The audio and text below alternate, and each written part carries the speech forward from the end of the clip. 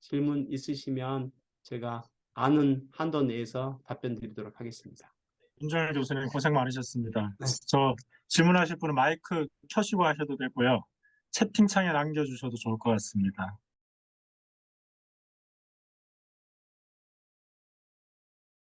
네, 뭐 저도 이제 가장 크게 고민하는 그런 부분이기도 하고요. 그래서 우선 이제 정부 차원에서 이렇게 보게 되면 앞서 말씀드린 것처럼 이게 뭐 정권이 바뀌더라도 어떻게 보면 일관된 그런 정책들이 지속적으로 진행이 되게끔 해야 되는 게 가장 중요할 것 같습니다. 우리가 이제 지난 한 10년 동안 이렇게 돌이켜 보면 박근혜 정부에서도 이제 그 사용회계를 공론화 위원회를 한 20개월 운영을 했었고요. 또 그에 반해서 또 문재인 정부에서도 재검토위원회라고 해서 한 18개월 정도 이렇게 운영을 했었습니다. 결과는 거의 비슷했죠. 결과는 거의 비슷했습니다.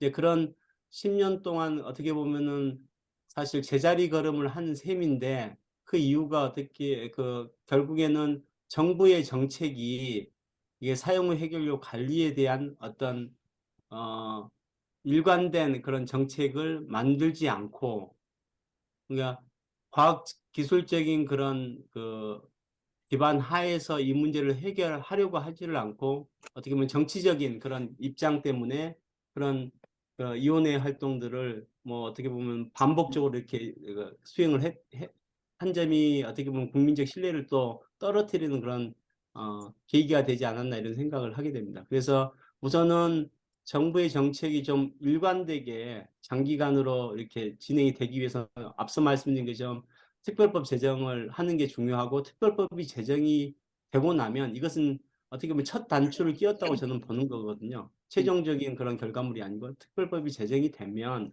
본격적으로 어떤 전문가들도 어떤 그 지역 주민들하고의 어떤 소통, 당연히 투명하게 정보를 제공을 하긴 해야 되겠지만 지속적으로 그 지역 주민하고 이렇게 소통, 어떻게 보면 그런 장들을 마련을 해서 이제 기술적인 사안들 그 분들이 궁금해 하신 점들을 계속해서 이제 설명을 드리고 또 그걸 관리할 수 있는 그런 관리위원회가 좀 구성이 되면 좋겠다 이렇게 생각이 되어지는데요.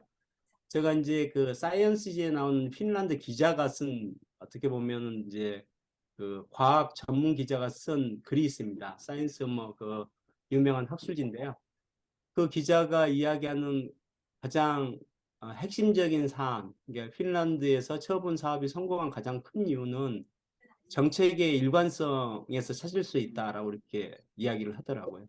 결국에는 정책이 바뀌게 되면 이게 고도의 과학기술적인 사안이기 때문에 일반인들이 판단하기는 어렵습니다.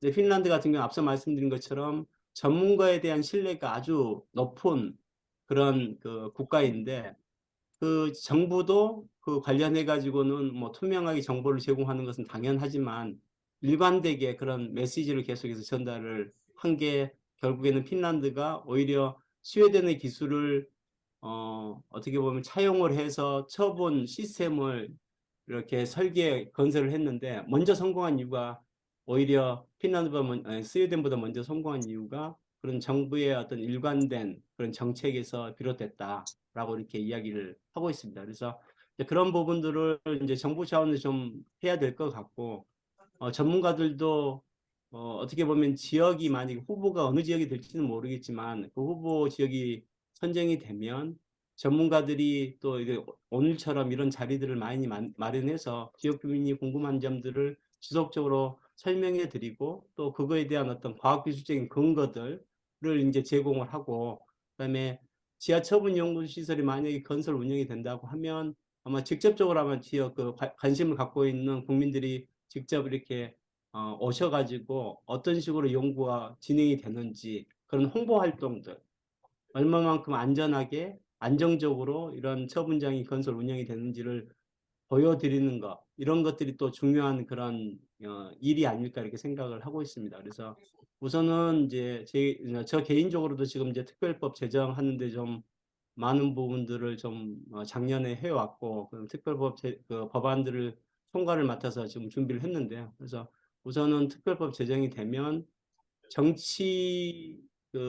정치권에서 이 문제에 대해서는 좀 자유로울 수 있다. 정치인들은 결국에는 그게 옳고 그름을 따지는 게 아니라 표심이 가는 대로 자기들의 입장들을 바꾸기 때문에 특별법이 제정이 되면 법에 따라서 이게 사업들이 진행이 되고 절차를 따르기 때문에 오히려 정치적인 그런 이슈로 어떻게 보면 정치 진영적인 논리들이 어, 법을 제정을 하게 되면 그런 부분에서는 좀 완화되는 그런 효과도 있을 거다라고 이렇게 생각이 되어집니다. 그래서 결국에는 정부의 정책이 가장 중요할 것 같고요. 그다음에 전문가들의 어떤 소통하려고 하는 그런 노력들 이 또 이제 두 번째로 가장 중요하지 않을까 이렇게 생각이 되어집니다.